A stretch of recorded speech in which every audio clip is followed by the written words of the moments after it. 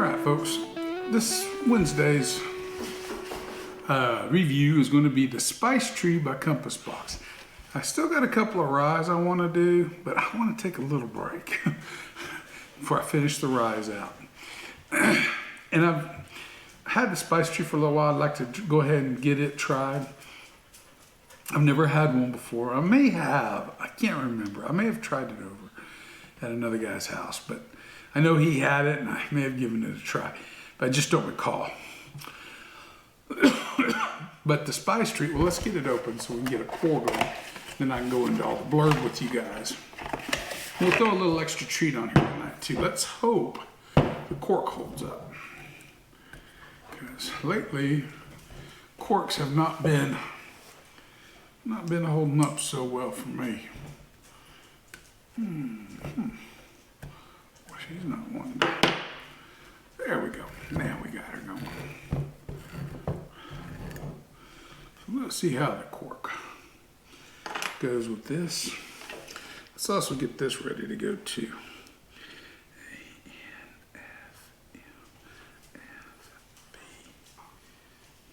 Equals. I should already have this done, guys. I'm sorry.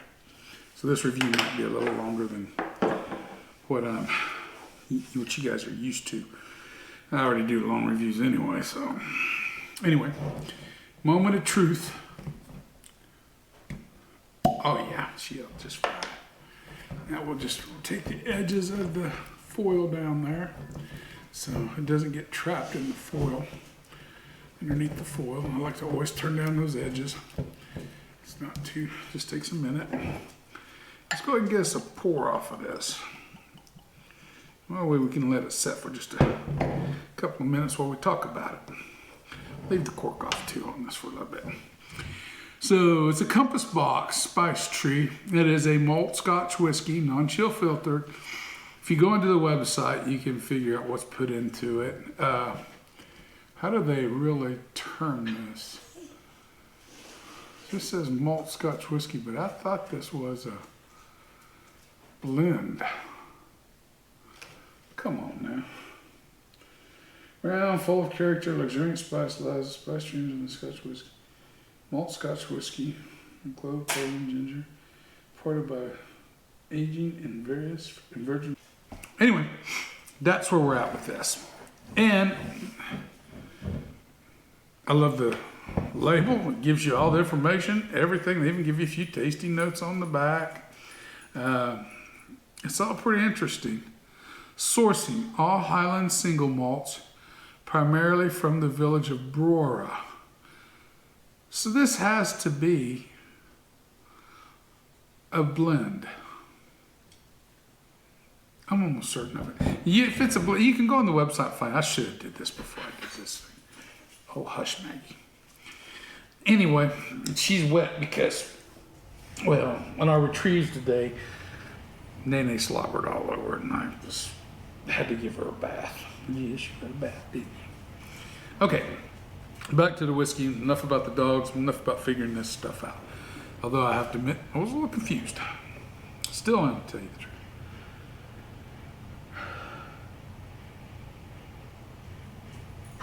Oh, there's a nice, pleasant, caramelly, malty. Dang, that's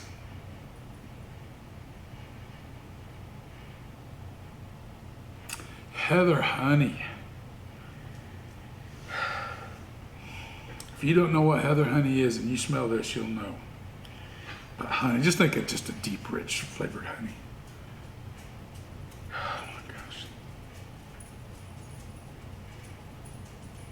Baking spices, a little cherry in there, and it's the dark, slightly sour cherries.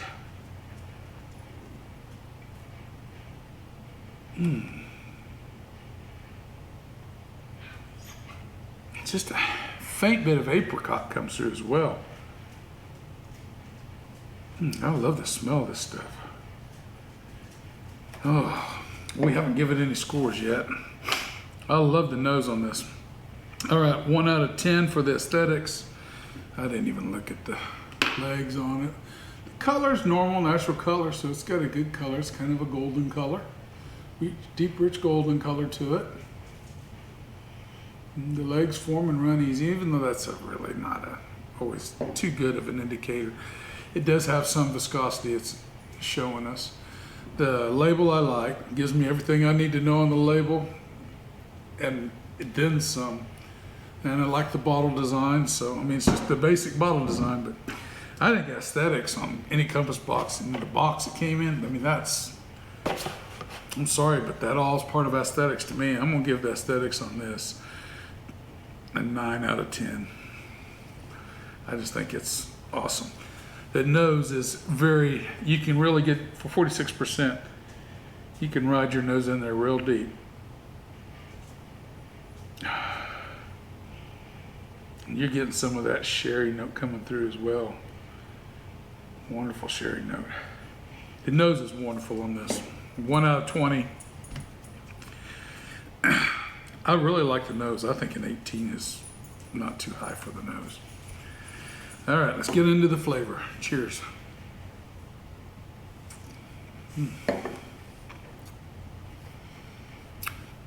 I just took the littlest drop.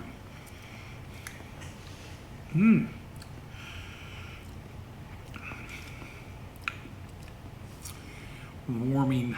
This is a warming whiskey. This is a winter whiskey. Sherry notes all over this one. And I get still going with the cherries, the apricot, the baking spice. There's a little cinnamon in there, a little nutmeg, cardamom. I mean, it's just got deep, rich spice notes coming through. And they're writing so well. That sweetness balances out. There's a sweetness with this that's, I'm hesitant to call it caramel now. So I get hazelnut out of this, a little hazelnut note.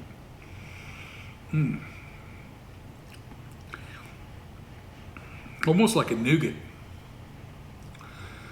I'm loving the flavor on this. This was, I don't know why I held out so long. I mean, the finish is rather short.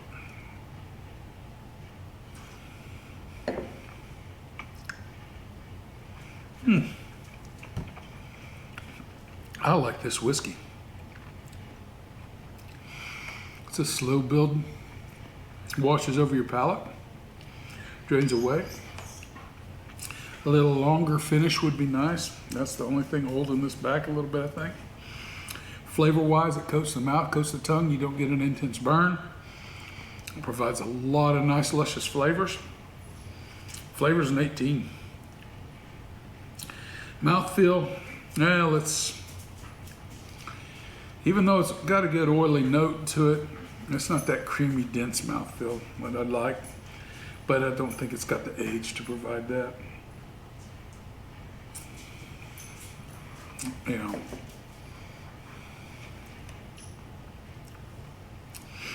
Mouth feels a little lacking. Give it a 13. Finish could be a little longer, a little bit more intense. And we'll give a 14 to the finish. It's just not an overriding finish for me. Now, there's a little sour note on that finish, and it's not a pleasant one.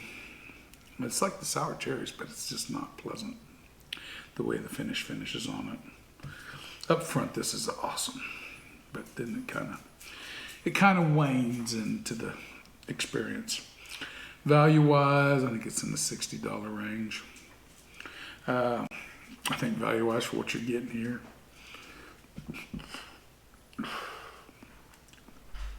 You can still get it in the $60 to $70 range. I don't know. Prices have just, as of October 25, prices is changing tremendously. But if you can get it in the $60 to $70 range, which I'm sure I paid like 64 something for it. the value's there at that. I think the 1 out of 10 value is there on that. I'm gonna give that value an 8 because this is an enjoyable whiskey for that price. Let's do a quick addition here. I gotta get another drink.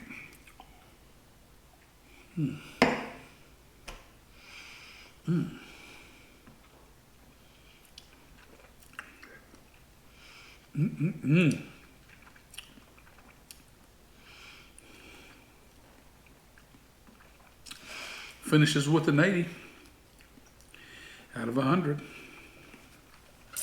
Very acceptable. Very acceptable indeed. I think that's hits the right spot at the right place. All right.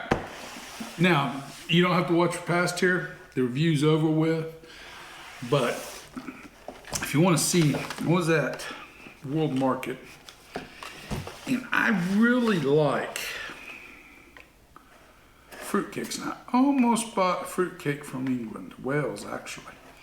But then I never had a mince pie from there, and I thought, well, let's try the mince pies. And what better to try the mince pies with? Good old Scotch whiskey. These are Walker's brand. Should have showed you that. Walker's brand mince pies. All butter pastry pies filled with fruit mince. Joseph Walker fired up the ovens for our family Scottish Highland bakery in 1898, so they're Scottish, with a desire to bake the best. We still proudly made on Speyside. Now people in more than 100 countries enjoy our exceptional baking. 5 generations of family bakers later, shortbread, pastry, mince pies share the same dedication to deliciousness. Why? Because there's no shortcuts to showcasing Scotland in its finest.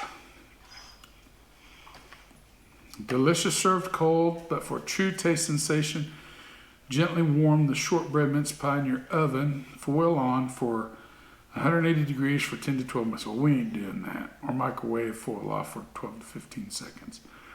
Enjoy with a general dollop of cream on the side. Well, I got some cream upstairs, but that's just going to have to wait. I didn't read. I just figured it was a neat out of the box sort of thing, and that's what we're getting ready to do. But I'm not stopping to go find out. Looks neat, interesting. What was the date? March 2026, so we're well within date. The dog's barking because my son is coming in. Now, my grandmother made a mincemeat pie, which I don't know if this is quite the same thing as what she made as a kid growing up.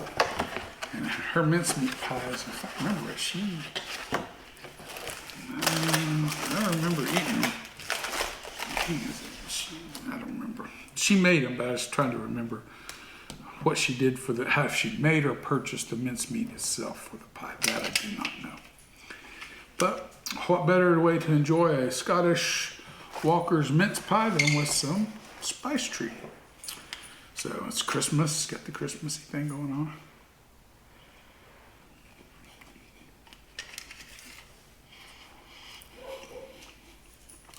Very similar to Grandma's.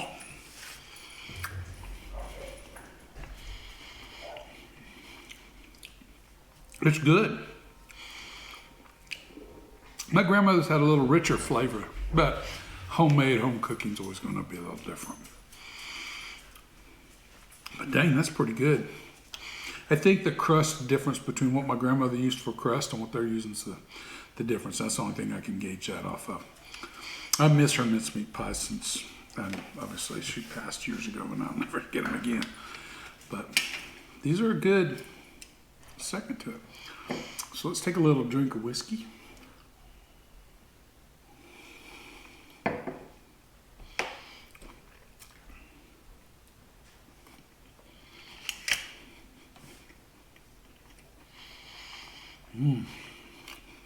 Yes, that works together.